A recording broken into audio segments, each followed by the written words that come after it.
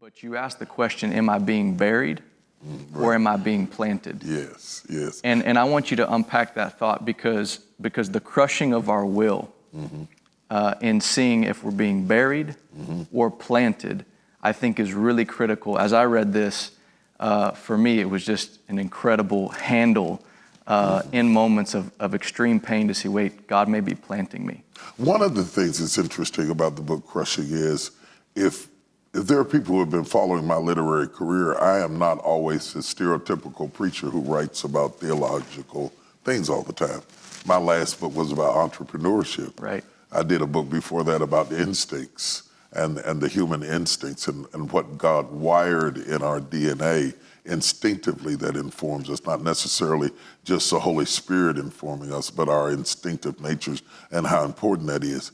This is taking me back to my roots. This is much more theological. It focuses on the difference between the particular point you're talking about, between being planted and being buried, and they both look the same. The difference in being planted and being buried is not the circumstance. It is first the fact that the person who plants with the expectation of seeing you again. Okay? The person who buries you to get away from seeing you because they figure that your life is over and you are buried. To the onlooker, the action looks the same. But to the one who planted them, there's a different expectation. Sometimes when God is planting you, you feel like you've been buried. You feel like you're forgotten. And you feel like you promised me that I would be fruitful. And now you buried me, and now everybody's walking past me, and I'm not the one, and I'm being ignored, and I'm being overlooked, and you're buried in some circumstance, some situation, some school, some university, some mundane job, something that's totally against what you had hoped to be. But that's how God plants you. He planted me in the hills of West Virginia. And I felt buried back in a little town called Montgomery.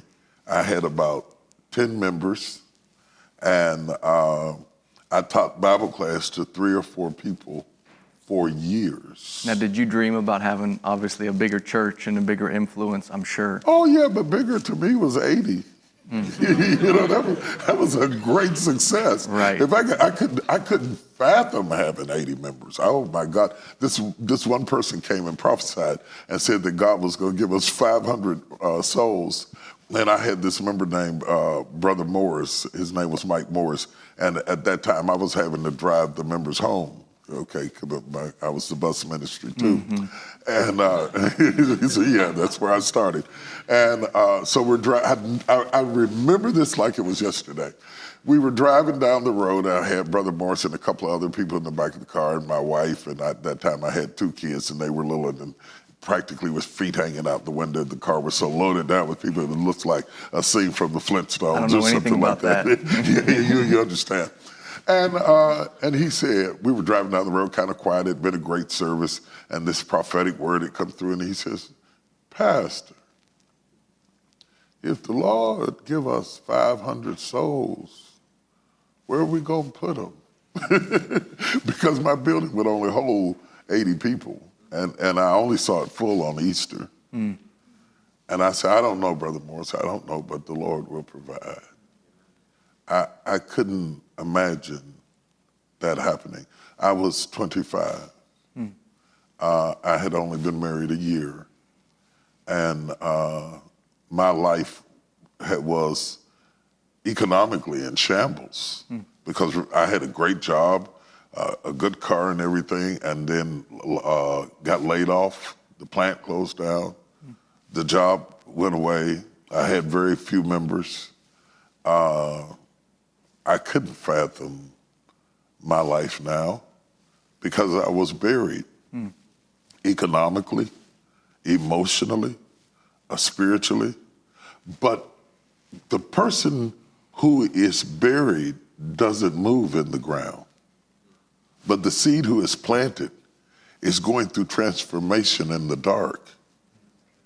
And you have to understand that if you're a seed and not dead, even in the dark, you're going through transformation. Wow. You see, and so even though everybody's walking over top of you and stepping on you, and they're not expecting you, they underestimated what was inside of you.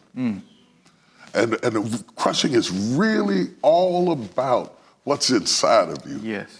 It is about moving what's outside of you so that I can get to the life that lies within you. And so the reason I use that in the book was to say to people, I know the devil is telling you that you've been buried, but God whispered in my ear and said you've been planted. Yes.